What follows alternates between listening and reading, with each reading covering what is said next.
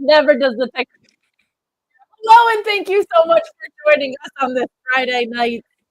The intro video that you guys were experiencing, I'm just getting to now. So that's where we're at. But happy to be here with you on this Friday night. Please leave a thumbs up on this video for our SmackDown review, December 6th. We are full on in the holiday season, my friends. I got yelled at by Alex Pulowski for not wearing Christmas gear on Tuesday. My goodness. But what a week. What a week. What a week to be subscribed to FightfulSelect.com. So much information going up there. The Ryan Nemeth story about his experience with AEW regarding CM Punk's behavior and the protocols that did or did not get enforced over there about that. A couple injury updates. A lot of the injury stuff goes on our free tier, but Jade Cargill injury updates, Bronson Reed injury updates, which were talked about earlier today. Last week, we had As the Starks Turns with Ricky Starks and everything that was going on with him.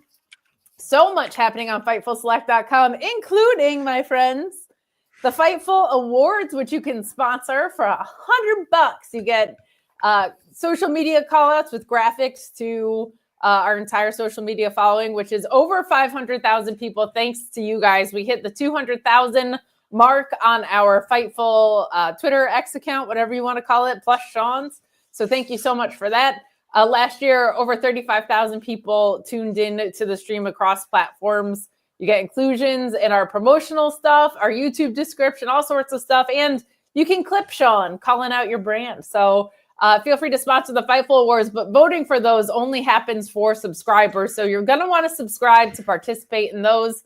Kind of keeps the riffraff out, not gonna lie. So helps people vote a little bit more fairly. So subscribe to FightfulSelect.com. We had a pretty decent episode of SmackDown that we're gonna get into, and joined by Alex Cardoza. Alex, how are you? I am doing so much better this Friday evening rather than last Friday evening. Yeah, how are you feeling? Last Friday evening could have gone horribly wrong, and it would have probably been my last Friday evening on a live program segment here on Fightful. But now, man, I'm so happy to be back. I watched you guys as I laid in the fetal position in bed. I wish I would have joined you, but you guys killed it regardless. I'm happy to be back, and I'm happy to be here again. Thank you to SP3 for filling in. We're so glad you're back. We're so glad you're feeling better. We are glad that you are here post the holidays. How were your holidays? How'd they go? The reason why I missed Friday. So I had my family come down from Jersey. And they must have had a stomach bug the week prior that were just kind of getting over. So they brought we like to call certain bugs from certain places. I call this one the New Jersey virus. The New Jersey virus was brought down to North Carolina and given to me. And it was, it was a shit show, to put it lightly. Figuratively. That'll do it. That'll do it. Oh, hey, no. Listen, friends, we're all humans, so, It is true. It is true. We hope you had a wonderful holiday. We've got so much coming up for you this weekend. We have your Collision post show that'll be taking place tomorrow, as well as your NXT Deadline post show with me and Alex Pulowski. So stay tuned for all of that. So let's get into this episode of SmackDown. Will my internet catch up? We're going to find out together. Oh my gosh. Is it that bad today? It is on my end. Are you guys able to see me okay? Yeah, you're okay. Okay, good.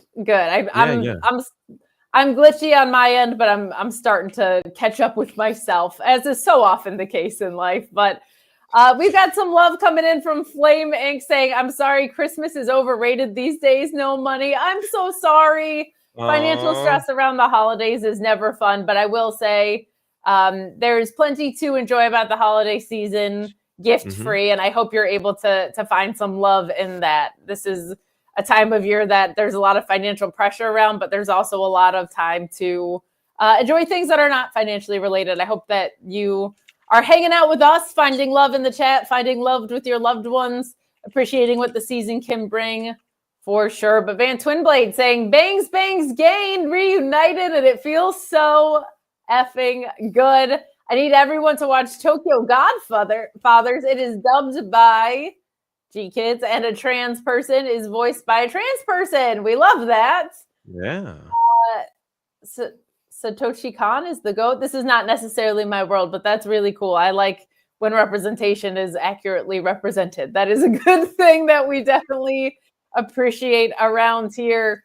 We're going to dig into SmackDown. We've been kind of changing up the format of our reviews to hit with some of the more newsworthy things first and then go through things. So let us know if that's something you like. We want to hook you guys and keep you around with some, quite frankly, talk about the most newsworthy stuff at the top of the show, especially this time of year, right? So let's kind of start with the biggest news coming out of the night. We've got new tag team champions with Johnny Gargano and Tommaso Ciampa, DIY, taking the titles from Motor City Machine Guns. And I got to tell you, I really like this move for a few reasons. One, I felt like DIY had nowhere else to go if they weren't going to win the titles other than to break up. So it was either going to be they turn heel together or they get a serious push and maybe a title win, and they went in that direction.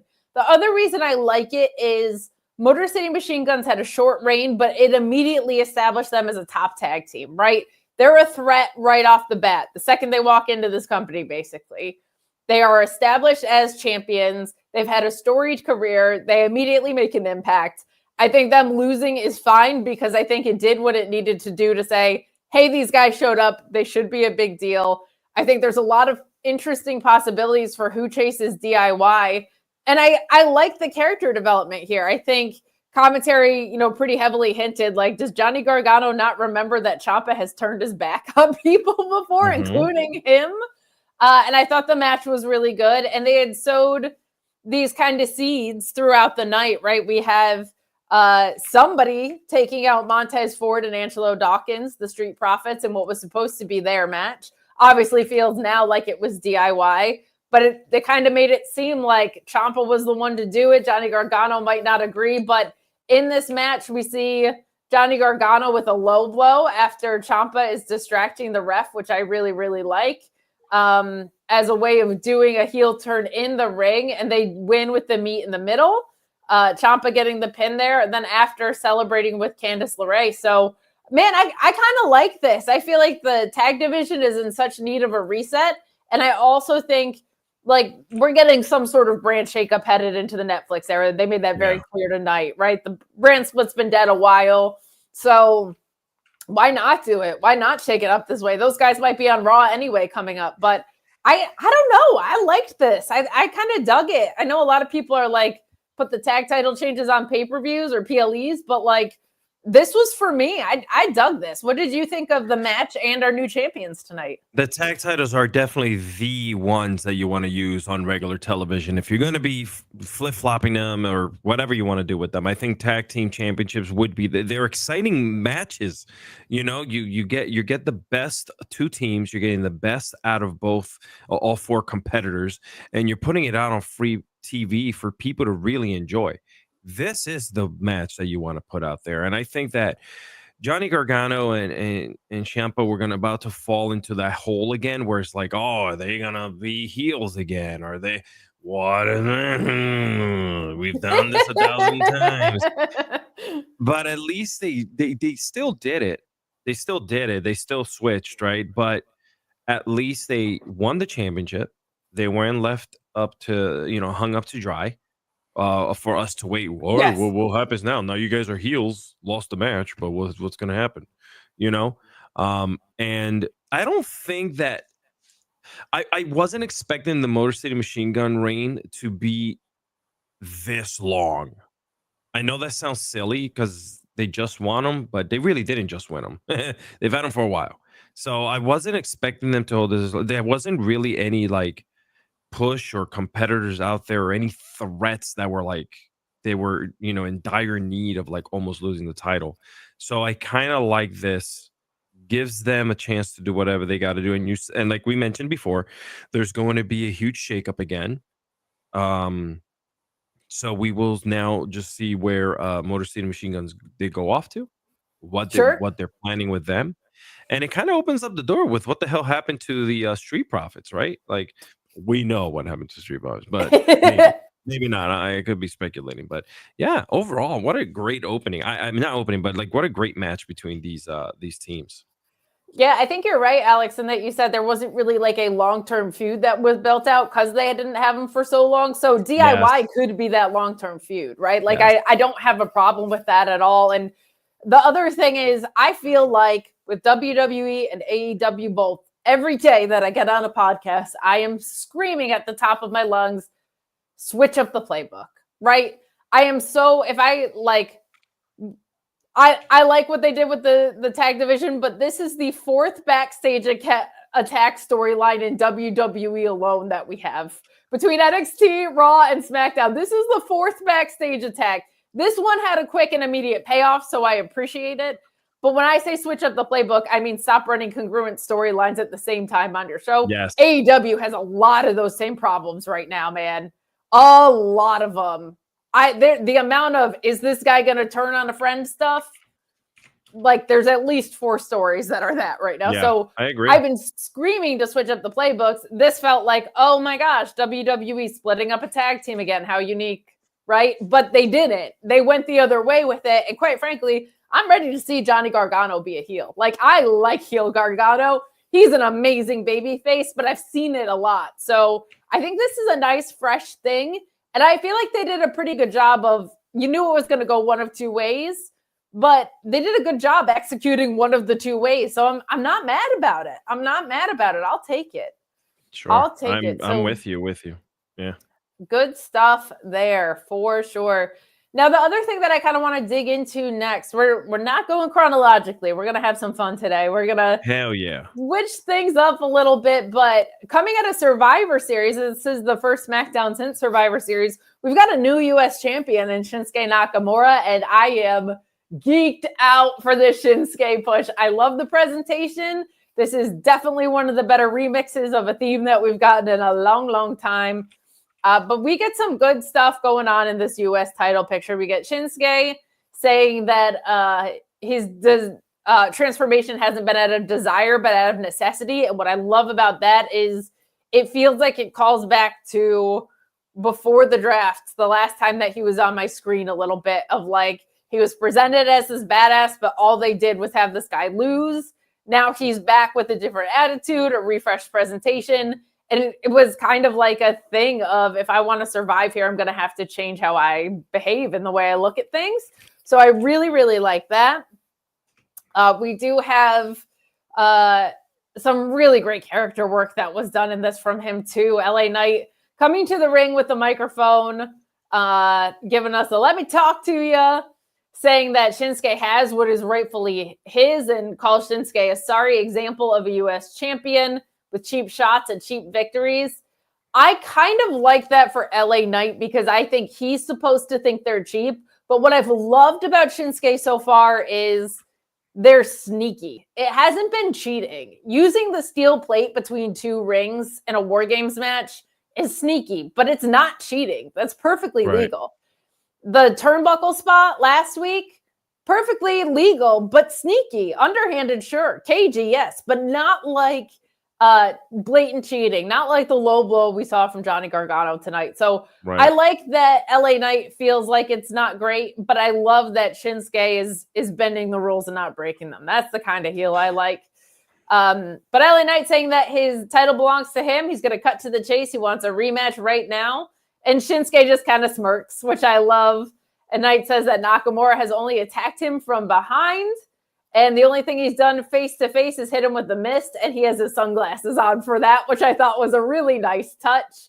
And Andrade ends up coming out to the ring as things start to pick up between the 2 of them. Knight interrupts and says he's willing to give Andrade a shot. Like and dislike that. Like Andrade's had his shots at the U.S. title, but this was really to set up Tama Tonga and Jacob Fatu coming out and attacking him. And I like this. Solo comes out to Nakamura is just like a menace with his black mist and hitting them all.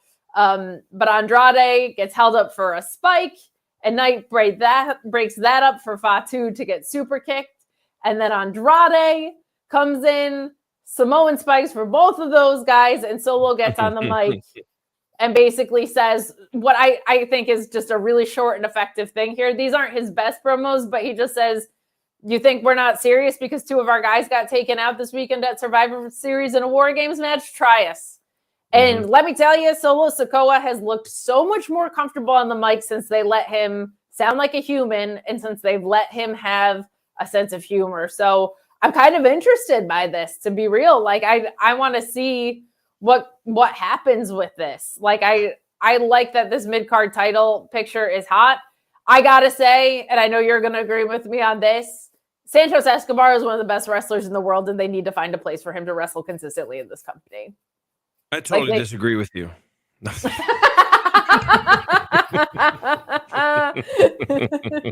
Dude, Santos Escobar versus Shinsuke Nakamura. Sign me up for that any night, you know?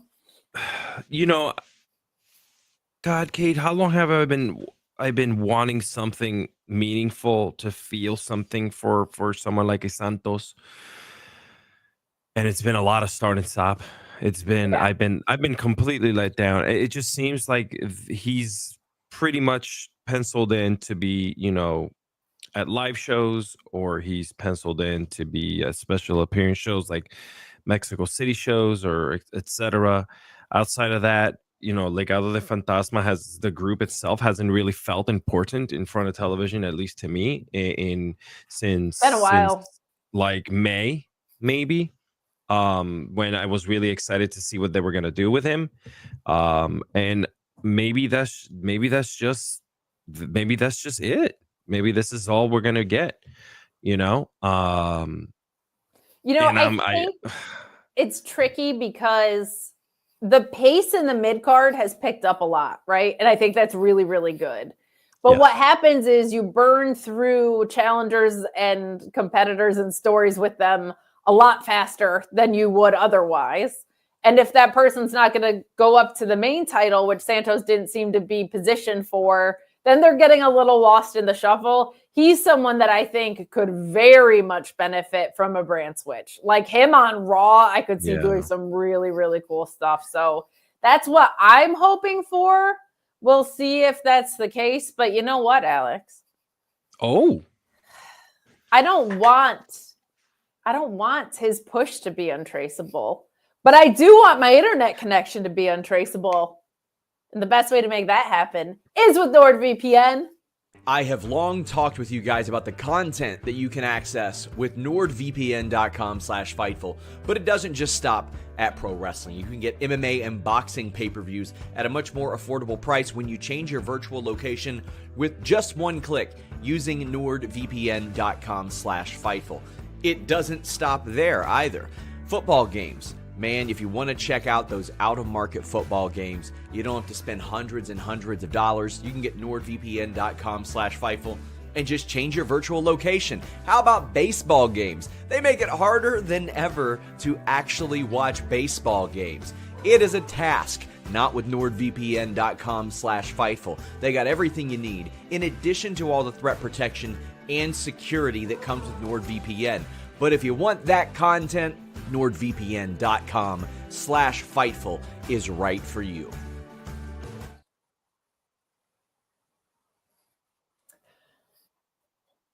Guys, thank you so much for hanging out with us tonight. We are working our way through SmackDown. We've got some more love and support coming in from you guys that we're going to read right here. We got Bad Robot, who's always so wonderful to us, saying, hello, favorite post show, and a hoodie, Alex, for the Burr months. Kind of wish Tiffy didn't win. She doesn't need it with the briefcase. KO is a perfect wrestler. Give him a belt and a raise and hugs. He deserves a belt and raise and hugs. He is up for contract, so he's definitely getting a raise if if that's his choice, because he's going to be an in-demand free agent. Ryan Cicchini saying, to our point kind of about the U.S. title picture, they set up some fun matches with Fatu Andrade, LA Knight, and Tama Tonga. Yeah, that's going to make any title feel important when you have the most dominant faction in your company involved in it, right? That's, I think, going to be something that's a healthy call. And Will saying, in the words of Sheamus, that Piper and Bianca match was banger after banger after banger after banger. I loved this. And we got that super chat about Tiffy as well. So let's dig into some of our women's wrestling on the show tonight. Some very productive stuff that happens. Some very productive stuff that happened tonight. We got Tiffany Stratton versus Naomi and Elektra Lopez. And what was a fun match. There were some rough spots in it. Elektra Lopez has not had a match in a very long time. So I think there might have been just a little bit of ring rust there. But overall, this was fun. Naomi hitting Lopez with that reverse DDT and the split-legged moonsault. But Tiffany flying in with a springboard to break it up. We do get a prettiest moonsault ever on Lopez for the win after Tiffany gets rid of Naomi. I feel like Tiffany moving on is the right call if Naomi's not going to be the one to win it, because how many times can Naomi go to a certain picture and not win it, right? And it does feel like we were getting some moments of guilt with this Jade Cargill stuff. I'm starting to wonder if Naomi was the one to take her out. And if you asked me a couple weeks ago, I would have said it was for sure Bayley who took her out. And my secret hope is that it was actually Charlotte Flair who took her out, because Charlotte has a good reason to, or it would be healthy for the women's division to enter, and Charlotte versus Bianca is something I want to see. Charlotte versus Naomi is maybe Naomi's best TV match that I've ever seen. Charlotte versus Bayley, sign me up any day of the week. Everybody who was on the babyface side of that Survivor Series team, I want to see them versus Charlotte Flair. And I feel like it would be so interesting if she took out Jade, because I think she could give Jade some good matches. And it would be a fun way to get to the inevitable Bianca versus Charlotte feud that we're looking at. But I don't know. Naomi felt a little guilty in this of late for me. But match was fine. Not the cleanest, but certainly nothing detrimental that took away my enjoyment from it. Tiffany moving on. I don't think she wins because she has that briefcase, but her advancing to the finals is something that I'm all right with. What did you think of this triple threat match for the U.S. title contendership? Yeah, there's a certain professional wrestler. He's using the moniker now of El Nueve. You might not like him, but anyway. He did, he has. Why are you making me talk about Chris Jericho on a Friday night? I didn't say it. You did. He does have over 30 years of professional wrestling. He did say that there's no such thing as a botch. It's live television. Or in this case, things that weren't looking very pretty. Yeah. Right. These are, I agree with you. Because I was watching the match and it took me away from it because it was very noticeable, unfortunately. But overall, I think the match had great quality by all the women. I think the women did what they could to kind of, make sure that they kept the crowd in it. You could hear the crowd was 100% behind it. Television is a different beast. When you're sitting at home, you just see things. The camera just catches things all the time. When you're in an arena, you're just fixated on one view, which is the view that you're looking at, and that is it, but overall, I think the girls killed it. I'm very intrigued to see where this continues to go, who gets this new championship, and when do we see Tiffy move away from the briefcase, right? Are we gonna maybe see it for the new year, or are we gonna wait and move into the new year with it, right? We've seen this happen now a couple times, right? Where the briefcase just kind of goes on into the new year, right? Yeah, and I don't necessarily want that for this because we're playing the dissension game part of it already, so don't drag it out for so long. You know what I mean? If you're already building the dissension, don't just make us sit around and wait for the moment. Don't sidebar and create like these other fictionist little stories on the side that are still going to lead to you kind of just using that briefcase for what we all know what you're going to use that briefcase for. Also, can I just add this? The fact that you have a lot of these women also that are going to be making their way from NXT. NXT is about to be gutted once again. So when you have all these other women that are going to be coming up from NXT, we know that there's going to be a third hour that's going to be added on to SmackDown. Yes. We all know that's coming. We all know that there's going to be movements. We all know that Raw is going to be moving back 3 hours on freaking Netflix. Like these. We don't know that. We don't know Really? that. Maybe I put that. I don't think that's been reported. Maybe I At heard least something. not by us.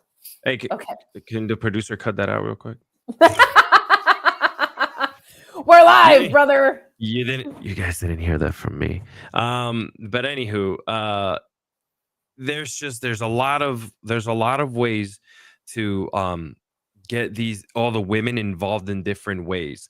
And I think that Tiffany just let's leave Tiff, get her into this championship mode and kind of like start building the feuds underneath her and underneath this, what the next champion or who the next champion is going to be, right? Because that's kind of missing.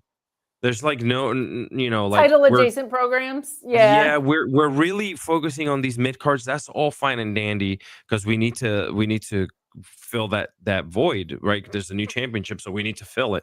But at the end of the day, like now we got this. Now we got the main reason why Tiff is here to be champion, Right. and also these other women underneath them. Let's build them up so that there's some good freaking fights that are going to come along the way out of them. I agree. And I feel like they've done a really good job with that with BFAB. I would love to see them give Elektra Lopez a couple more reps in the ring. TV reps are different than house show reps, guys, by like a lot. So I think we saw just kind of some common ring rust, and I think she's a very skilled wrestler and she has so much upside and so much charisma. But seeing her out there, I was like, she's a part of Legado. Like, get Santos Escobar back on my screen, man. God, man.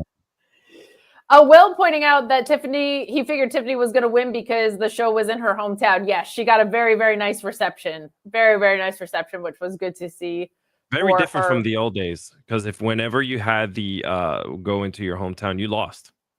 Yep, sure all did. The time. All the time. Just anywhere in Canada if you're Natalia Hart, poor thing. Freddie talked about it all the time. Every time like Rey Mysterio went into like New Mexico, Arizona, any of these Texas, he would lose. He doesn't understand why they would put him to lose when your majority of your crowd there are your people, Sean always phrased this very, very well, and I like it. The idea of losing in your hometown, if that heat just stays there, it's not worth it. If that heat follows you to another town, another city, another country, then it's worth it. But otherwise, you're just squashing people. Like Natalia losing in Canada, as much of a meme as it became, like it's so unnecessary because there was no payoff beyond it being in that one town. And I think that's really, really well put by Sean, whenever he kind of speaks to that ideology. But this guy Sean has a future in our business. I think so too. I think maybe like literally in it, because if you've seen that guy's drop toe hold, it's incredible. All right, that guy can go. Scary. That guy can go. But hey, you know what? I would put money that Chelsea Green is gonna win this tournament. Now that's how I'm feeling about this bracket, and I don't think there's somewhere that I can bet on that specifically, but I know where I can bet on wrestling, Alex. And that's BetOnline AG, dude. I want to talk to you guys about our great partner at BetOnline AG. Yes, the place that lets you bet on pro wrestling. We've gotten our pro wrestling betting odds from them for years, well before we even worked with them. And we're going to tell you a little bit more about them. They got the earliest lines, the fastest payout, the industry best bonuses. They've been trusted for 25 plus years because of their safe and secure environment and their quick payouts. But you can bet on pro wrestling. How cool is that? If you think you know more than anybody, go ahead and look at those odds. It's the same ones you've seen on Fightful for years. You might see one that sticks out to you and you go, wait a second, there's no way that person's going to win. Why are they an underdog? Make yourself some money. BetOnline AG, and hey, it doesn't stop there. Whatever sports you want, they got you covered. Popular games like blackjack and roulette, Supernova, Skyward, all that stuff. BetOnline AG. Please bet responsibly and only bet what you can at BetOnline AG.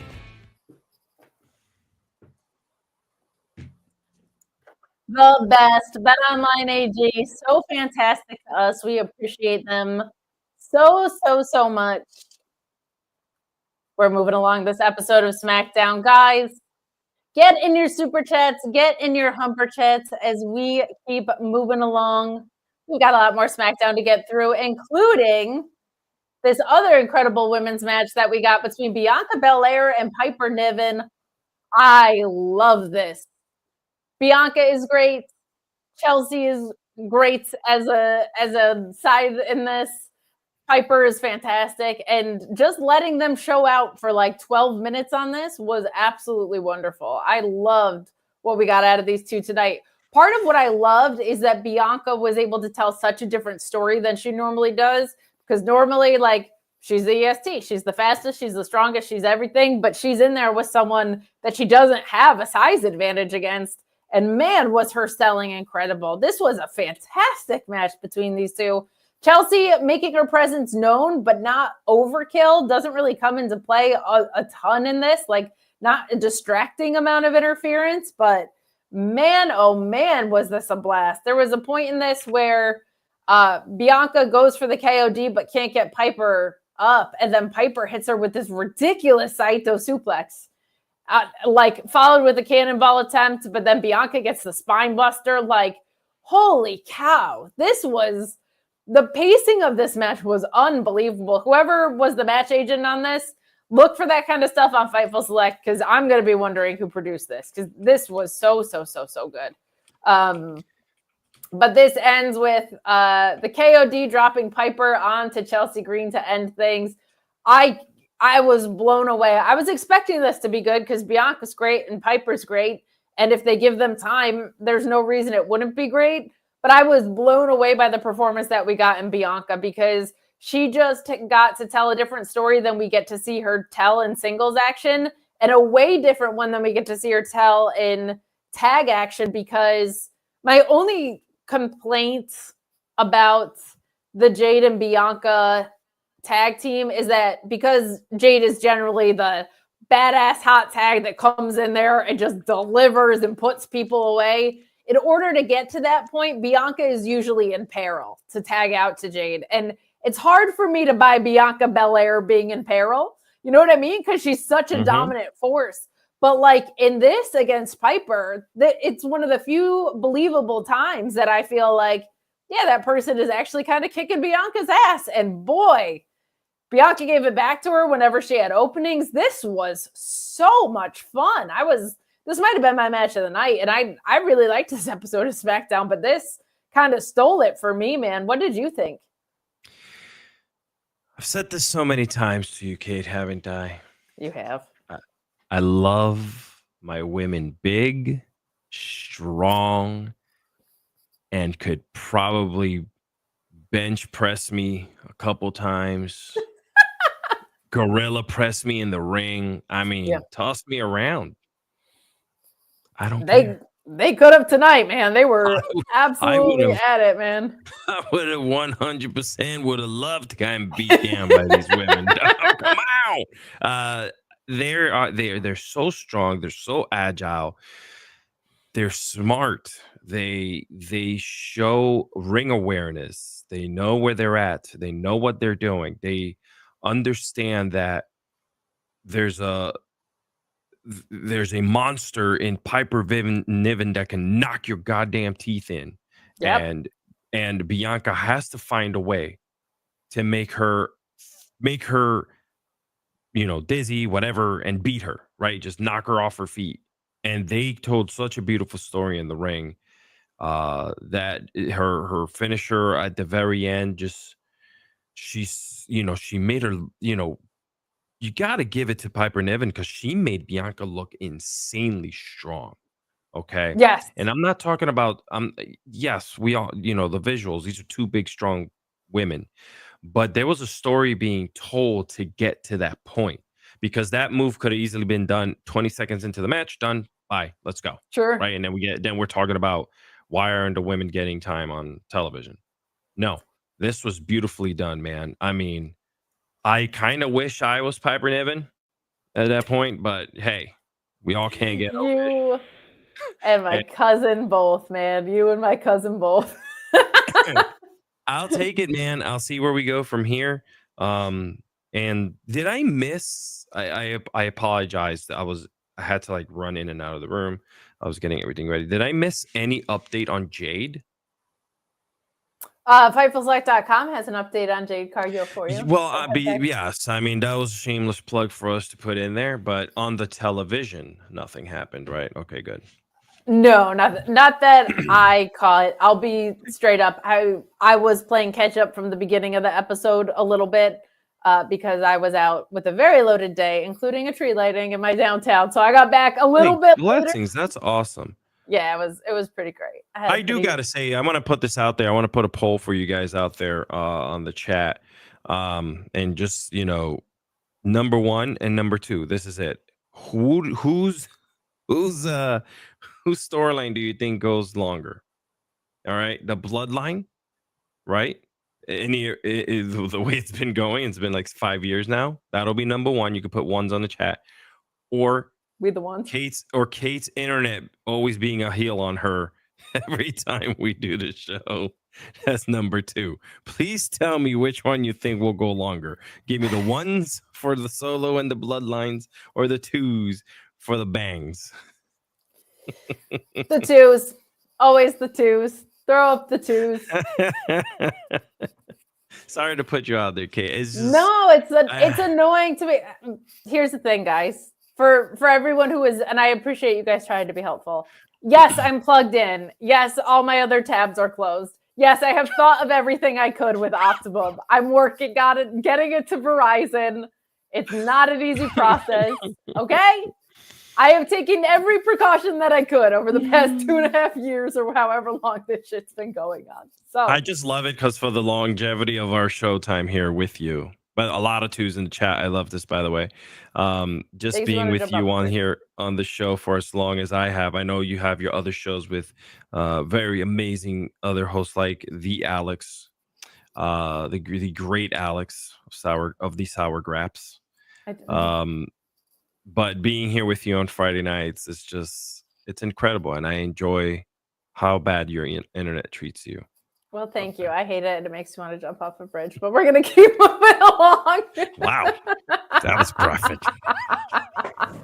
It's so annoying because the other thing is, like, I've done the speed tests and whatever. Like, I've done it all. I've exhausted every possibility. So hopefully Verizon can bail me out. So you want an update on my internet. This should be on Fightful Select at this point with how invested people are. Internet gate. It should. My building only has Optimum. Otherwise, I would have dumped Floptimum, the Optimums, forever ago. But Verizon Wireless said, we'll make an exception and give you Verizon Business in your apartment. It's more expensive, but it'll be great. And I was like, well, technically, I do business from here. So there you go. Yeah. But when the stuff arrives, I got a notification. I had communicated to Verizon, just so you know, Optimum sucks and they're the only option in my building. So if you guys just turn your service back on, because they used to be in this building, which I know because my neighbor has Verizon, if you guys just start to service this area again, you'll probably get a lot of people switching over just in case you want a bunch of free business. And then once my business stuff arrives, I get an email from Optimum, the residential version, being like, we're now available in your area. And I was like, come on, man. So hopefully they're going to set me up the right way with that. Will saying, it's going to be crazy whenever Bianca and Stephanie back here get Julia and Delta and Roxanne Perez. Those are dream matches to me. That NXT crop, despite some of the weird booking that happens on NXT, that women's division is blossoming because you have 3 women who just arrived with completely different styles, and Roxanne Perez, who you want to talk about someone who's a veteran in her very early 20s. Absolutely nuts. Absolutely nuts. Agreed. More NXT call-up speculation. Fraxium to take on DIY. That would be very fun. Ethan Page could easily slide into a feud with LA Knights. And Roxanne instantly for the mid-card. Yeah, I'm actually kind of surprised that I would be shocked if she's not an early challenger for that mid-card title. Roxanne coming up from NXT. Fraxium, an incredible tag team. An incredible tag team. Can you hear me? Can you see me? Yeah, you're lagging? perfect. Yeah, no, you're good. I was waiting. I'm looking at our doc to see what was on there, and then all of a sudden I heard you go quiet, and I'm like, oh, I just looked up like all good. The other piece of my internet puzzle is the back end of what's happening that I'm seeing isn't what's happening on the stream. So sometimes I look choppy to myself, but I'm broadcasting clear out. And other times I'm choppy to you guys, but perfectly fine to me. So there's also no way for me to gauge it in the evolving nonsense that continues with all of this. I mean, I don't understand. It's like you're still stuck in 2003 DSL, hookup at home. Bro, I'm turn of the millennium. Okay, that's what's up. Crazy. Wow. Some more development in this women's division, though. In the back, we have Naomi and Bianca banged up, and they're talking about Naomi heading to her match. This is beforehand. And Chelsea and Piper wander over to make fun of Bianca losing her triple threats and walk in on Jade Cargill, which Piper takes issue with being accused of taking out Jade. And I got to say, Naomi looking a little guilty in this. I'm intrigued. So some good continuing there of our women's stories. But let's keep moving on here. You guys have been so wonderful with the support. Keep it coming. Keep those super chats and humper chats coming as we talk about a few things that stink. We do have injury updates from Bronson Reed, who badly injured his right ankle and foot. We wish him the best. He was on such a heater. It's such a bummer. It's such a bummer. He's been being built so strong, and he's such an incredible talent that breaks my heart to see this. They're kind of blaming it on Punk's toolbox of the attack. I don't know if that's legit or not, but that is what they blame it on. And Jimmy Uso breaking a toe as well, so he's out of action. But just a couple updates that were on FightfulSelect.com as well. But let's dig into our main event angle and our main event of the night. We opened the show and we closed the show with Cody. Cody hyping up Saturday night's main event, which I am excited for. He starts to kind of emphasize his conflict with Kevin Owens, but Chad Gable comes out with Alpha Academy and interrupts, declaring him the greatest Minnesota athlete to ever exist, and kind of hints at a potential transfer to SmackDown. Now, there's apparently a transfer portal, which is brand new. And Ryan Cicchini says, I appreciate the effort in explaining the transfer portal. I know the split hasn't been great, but it's been much better in years past. Now, they have made progress on this. And here's where I'm at with the transfer portal. I don't like that they invented it out of nowhere. I don't. But I like the idea of it. In the same way that I liked on AEW how managers could trade talent, I don't want you to just do it for one storyline, though. If it's a part of your process, it's a part of your process. Other people should be able to transfer. Other people should be able to make trades. So I like this idea a lot, actually, but I don't want it to be just to fuel one storyline. Whenever you come up with a show device that only fuels one storyline, it generally sucks. When they brought the rankings back just to feed Hangman and Swerve, and then they went away again, that sucked. Don't change the way that your show functions and operates for one storyline. But I like the idea of a transfer portal. Just actually implement it. If managers in AEW can make trades, people should be making trades or attempting to. And then people should be getting pissed at their manager saying, hey, why do you think I'm a tradable asset? You don't think I'm valuable around here? Like, these are good things to have around, but don't just do it for one storyline, is my thoughts and feelings on it. How do you feel about the idea of a transfer portal? And I think Chad Gable and Alpha Academy coming to SmackDown in general would be a very good idea. What do you think about those two things before we kind of continue on here? So the transfer portal is a college thing. Yes. So they use it obviously to to do the whole like transferring from one college to another for the specifically for the NCAA football players, right? So then them trying to incorporate it, because with wrestling, I don't know how this is gonna work. It sounds corny to me.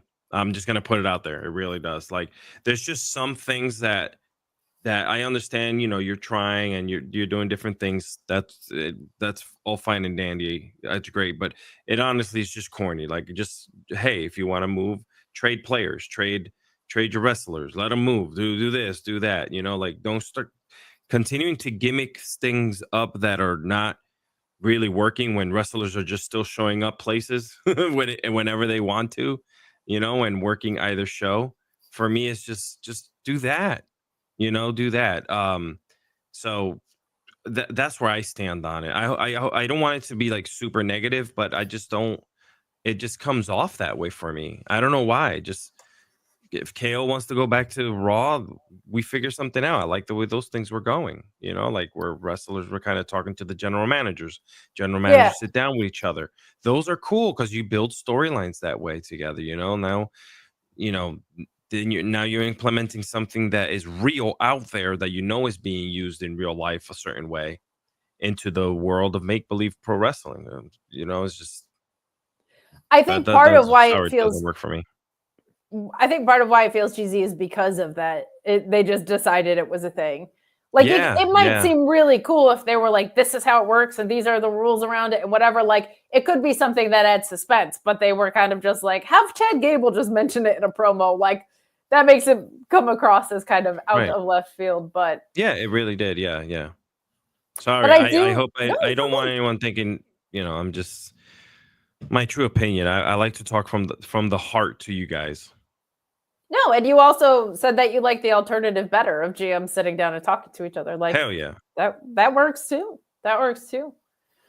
But I do like what else we get from Chad Gable in this promo. Everybody is calling Cody what he is, which is a bad friend. All right, I'm Team KO all the way with this story. Kevin Owens never told a lie, and Chad Gable sees that, but he calls Cody a bad and superficial friend and references his own struggles with betrayal, like Otis abandoning him, which I thought was some good delusional heel work.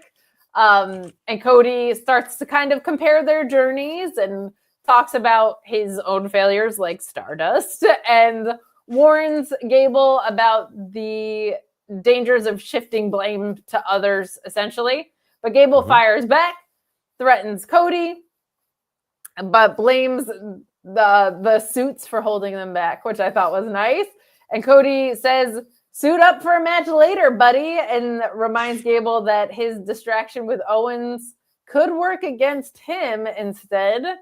And we get a clash of the champions. Now, I can't remember if this was reported, so don't take this as a report or as anything like that.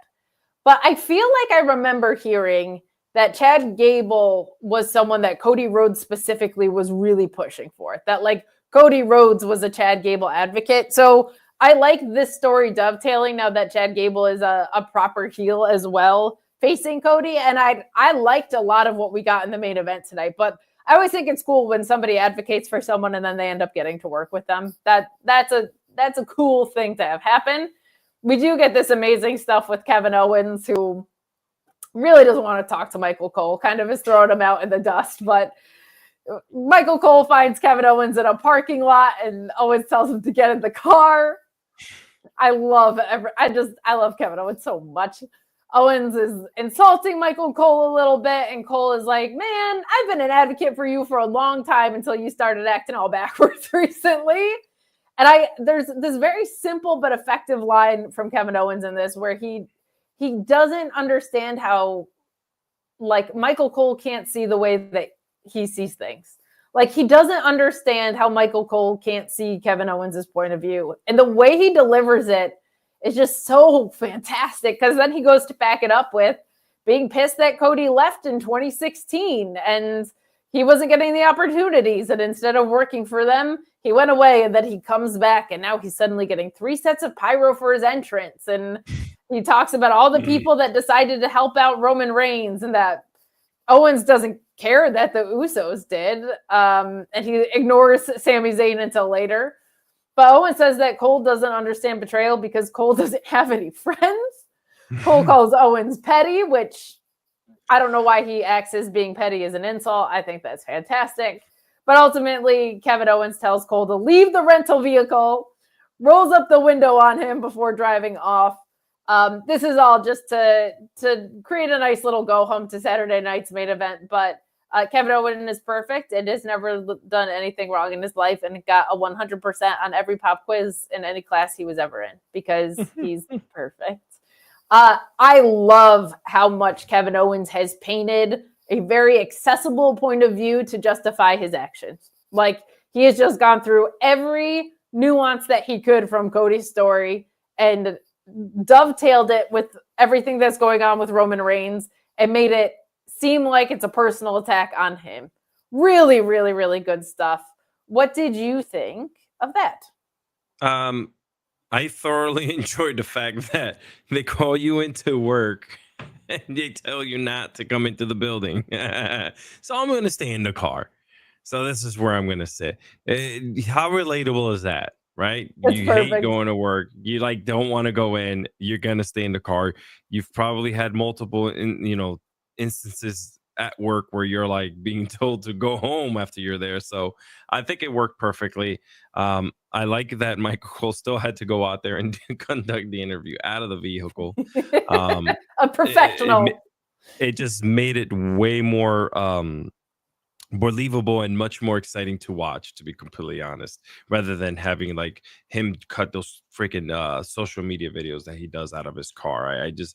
This is what I mean by why I like things that make sense, right? Like, that made sense. He's going out there, and it doesn't feel corny when it's just poor Kevin Owens just talking into a cell phone in his car by himself. But yeah, I mean, they're hitting on all cylinders with this Kevin Owens thing. Him, like going after Cody with being smart about it. Yes. Understanding that he's not the dumb wrestler that, things are happening around them, but he has no awareness that they're happening. Yes. Right. So that's always great. And honestly, we all know that Kevin Owens is not going to be world champion. I don't think that's where they might be going with this, but it's a great story. It's a great story. Like, this started a while back. And one thing I do got to say is, and then I'll drop it back to you, is I don't want to see the pattern of like the unstable Kevin Owens, where he's friends with someone. I know you do. I don't mind it, but it happens unfortunately a lot with him. He becomes very unstable with every single partner, every single friend. Somehow he ends up punching them in the face by, in the back after a show.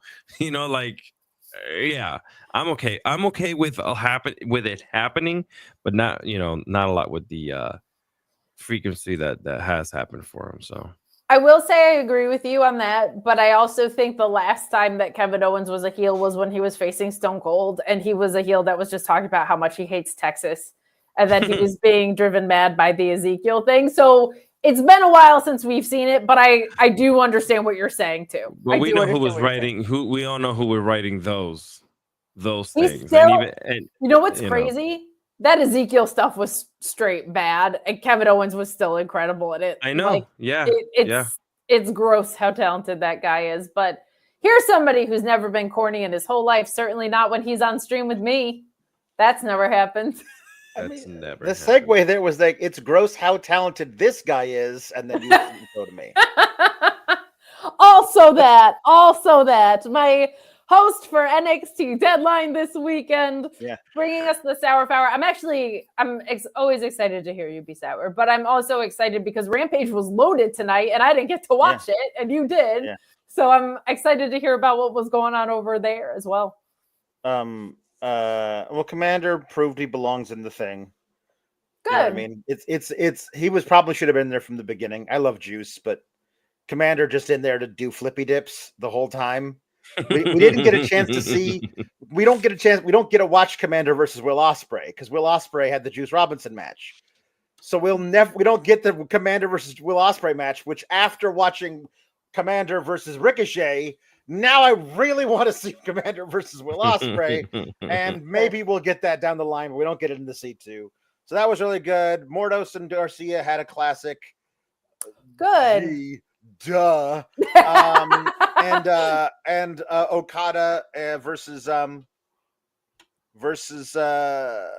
Briscoe was good, but Briscoe lost. It was one of those things where everyone was like, "Oh, Briscoe's in there now. Now he'll show him. Now he'll show him what Mark Briscoe's all about." It was like, no, look at the field. That dude's gonna take a loss in every match except for Beast Mordos.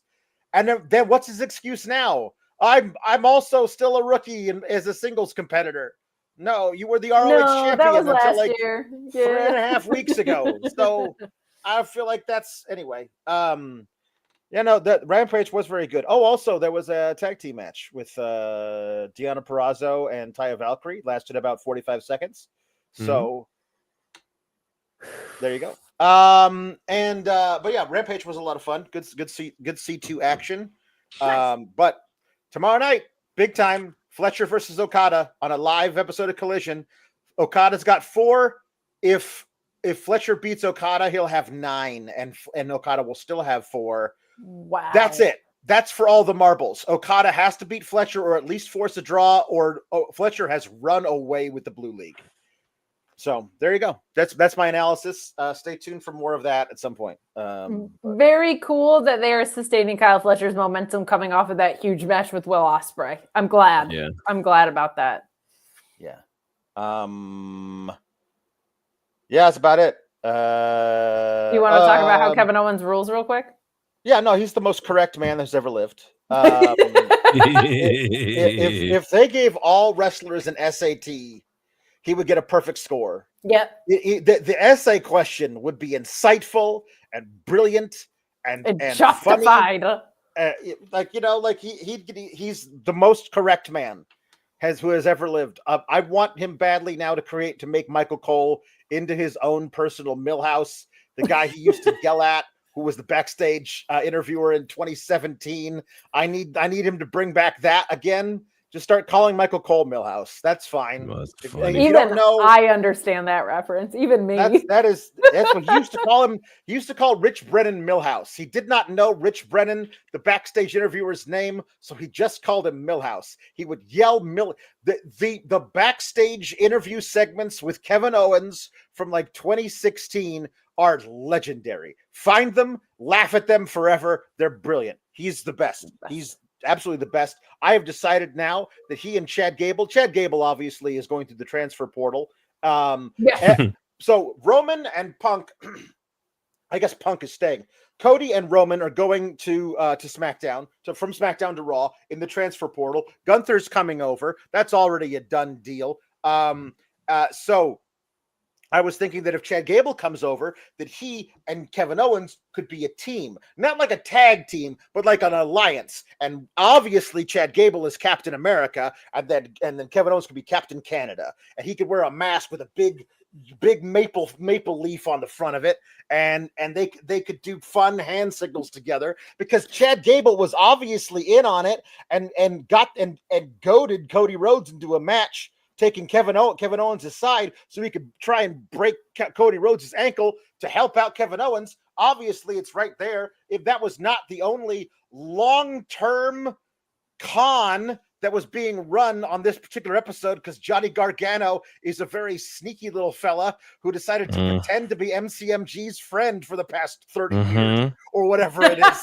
And I think it's been going on since then, since Alex Shelley started training Johnny Gargano, who was like, one day, a man who I have not yet met and I will be in a tag team match, and I'll pretend to be your friend.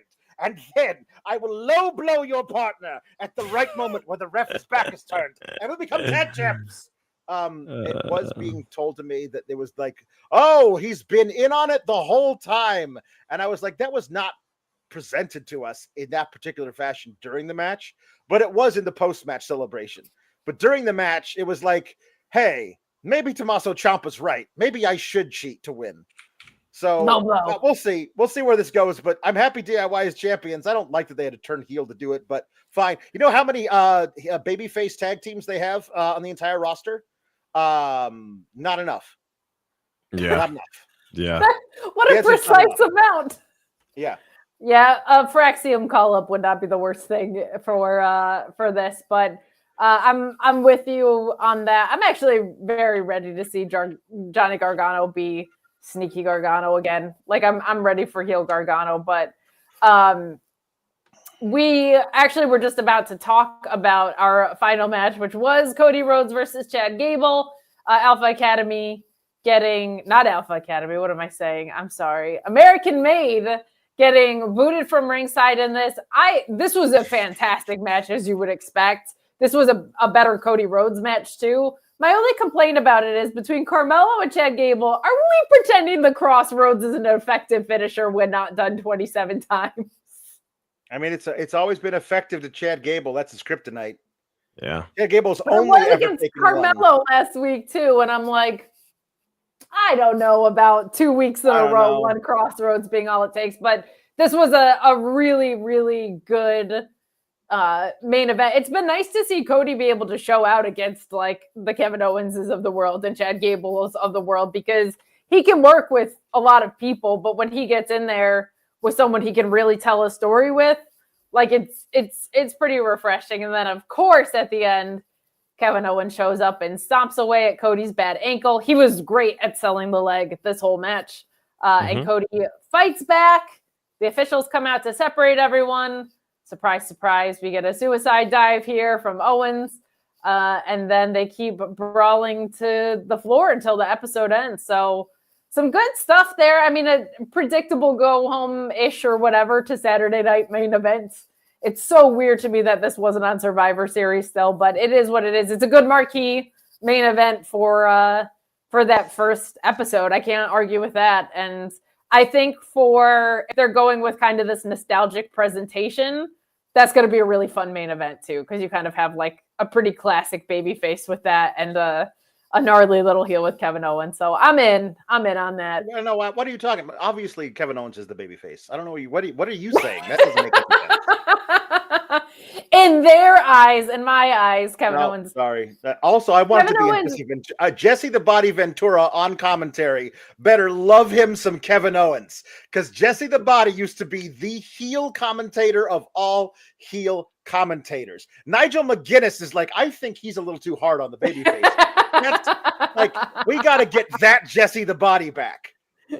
I would love that. I would love that. He's one of my favorites, like of wrestling that I go back and watch before my time. Hearing him is something that like is fun to hear him in his time and not just your impression of him, which is fantastic. Don't get me wrong, but it's nice to hear him sincerely on commentary. But that is our show for tonight. We were wrapping up kind of as you came in. I'm glad that Rampage was a lot of fun. We've got a lot happening tomorrow. We've got NXT Deadline, where you can see me and Alex Pulowski talk about the Iron Survivor matches. Lots going on NXT Deadline. And then the Collision crew is going to be Iridian, and I think both Phil Lindsay and SP3, because I asked them both because I needed a fill-in, and they both responded at basically the same time and said yes. So I'm just going to say Both of you guys are at it. So, but I'm seeing that we still have a couple super chats here. So thank you for that. Sorry for missing a couple as we're closing out here. But Ricardo said, hello, my people. I hope you are well. Ricardo, you're the best. Thank you so much. Second Lieutenant Colonel Photo saying, money for Sunday's C2 show. I'll see what we can get going this weekend. Ryan Cicchini saying, is Carmelo going to face Penta? God, I hope so. That would be fun as hell. Or Oba. Should be Oba. Oba debuting. Yep. Yes to all of that. And Tom LaValle about the car interview. Touching tips, by the way. We'd love to do that around these parts. Saying yes. KO is always right. Always. Well, you're not gonna find anything in disagreement with the three of us about that one. That is good stuff. He's so great, and it's the most interesting thing that's happened with Cody's reign, in my opinion. Like Kevin Owens is just one of those break glass wrestlers where it's just like, if I need to make something work, he's the guy you throw at it. So some good stuff. But before we get out of here, we got You missed this one, didn't you? Did you get this one? Oh my gosh. Sorry. My bad. Money's for the Bangs and the Clavs collection. KO is a Canadian hero and has never lied. Also, Kate, please do a C2 collision show with Alex on Sunday. Did you put this out in the world on your? I mean, I may have. I don't know. I will do that. I'm very excited to do that. So we'll figure out a time to make that work because we don't run from the grind. Okay. I can do a 7-day work schedule. Let's go. Damn. So we'll take it. But we're going to get out of here. Cardoza, let people know where they can find you just being like so jolly. Hey, I'm like the jolliest man ever. You can find me on the blue skies by just simply going to alexiscardoza.com in there in the little searchy little thingy. Or you could just go onto your interweb, use your Netscape navigator and go to alexiscardoza.com and you'll see all of my links in there. Just you might have to give it a couple seconds if you're using a 56K modem because I do have some nifty little graphics here and there. You can just at me, bro. What the hell? But no pun intended for you. It was so at me. I do want to say this to everyone that's watching right now. We're doing a really cool special episode on Wrestling with Freddie, a call-in episode. So you guys can, if you guys head over to Wrestling with Freddie on Instagram, we do have a post up there where you can go to the website where you could actually leave us voicemails that we will be playing live on air and answering. So the website for that is speakpipe.com, Wrestling with Freddie. But just go to the Wrestling with Freddie Instagram page and the link is there, so that way you guys don't have to go crazy looking for links or anything like that. And we would love to hear from everyone here, all you guys that are watching. I would really love to get some questions into the show. Anything that you want to ask him. He just came off set of I Know What You Did Last Summer. So if you guys have any questions about that, I'm gonna ask him what he did last summer. How about that? Yeah, there you go. Any questions about his Christmas movie, Christmas with You, and any wrestling related stuff, and maybe he might fill you in on what's happening with his new company. Oh, hey, I don't know anything. I'm just a guy. But yeah. I'm gonna see if I can do Alex's plugs for him. Ready? Okay. Yeah. You can follow him. I wish I had a backwards hat on. You can follow Alex at Alex Sauergrap, but he's not really on social media all that much, so it is what it is. But you can catch him on Fightful Select every Monday and Friday. You can catch him every Tuesdays with yours truly doing your Sauerkrap's NXT review, and you can catch him on Sunday now doing our C2 show that I didn't know was going to be a thing, but now it is. And you can catch him doing the Deadline post show also with me tomorrow. And at some point, this one I can't take away from you, Alex, because it's too special. Do you want to tell what Walker Texas Ranger episode that we're covering?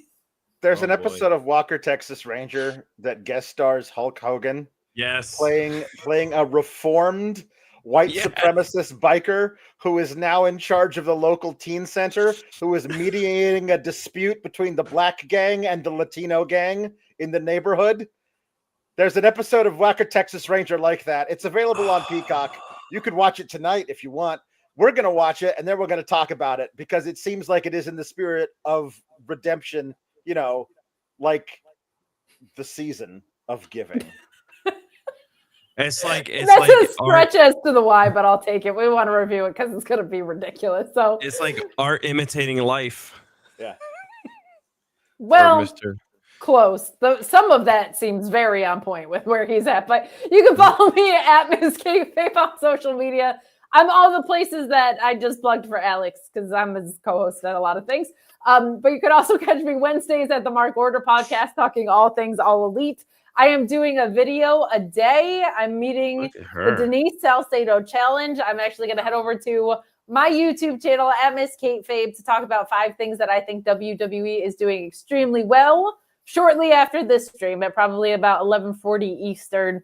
I was doing those as pre-recorded ones, and then I did a live one on Wednesday, and almost 200 people were hanging out late at night. So what the hell? Let's do the same thing on the WWE side. So head over there, like, share, subscribe, live, laugh, love, pick up my laundry, whatever. Do it all.